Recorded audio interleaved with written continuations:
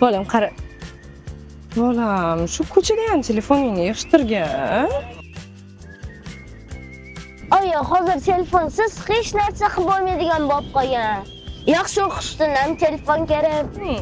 Ko'p yutuqlarga erishish uchun ham telefon kerak. Shunaqami? Ha. Lekin oldin bobolarimiz mana shu telefonlarsiz ham yutuqlarga erishgan-ku. Masalan kim? Masalan, Mirzo Ulug'bek bobomiz. Mirzo Ulug'bek bobomizning gadjetlari bo'lmaganmi? Aslida bo'lgan. Yur ko'rsataman.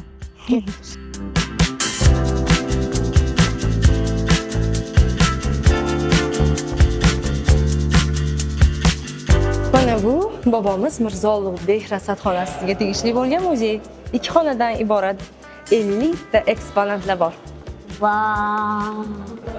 Shumi gadjetlari? Yo'q, bu xattotlik anjomlari.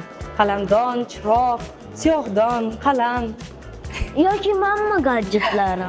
Yo'q, bu shu bobomiz davriga tegishli bo'lgan musiqiy asboblar.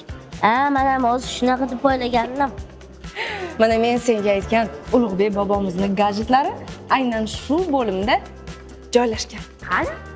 Mana birinchisi. Bu Mirzo Ulug'bek rasadxonasida joylashgan armilar sfera nusxasi. Bu yerda bu armilar sferaning bir nechta nusxalari bor. Mana bu Mirzo Ulug'bek rasadxonasining qo'sh yoyli kvadranti. Ya'ni uning nusxasi.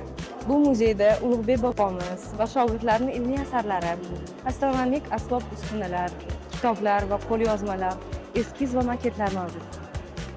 Oyi, bobomiz bu uskunalarni nima qilganlar? Nima qilganlarini hozir ko'rsataman. Yur.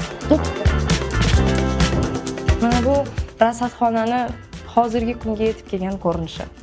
Bu yerda nima qilganlar? Bu yerda bobomiz ana shu sen ko'rgan gadjetlar orqali osmon jismlarini kuzatgan, yulduzlarni o'rgangan va yulduzlar jadvalini tuzgan. Telefonlarsiz.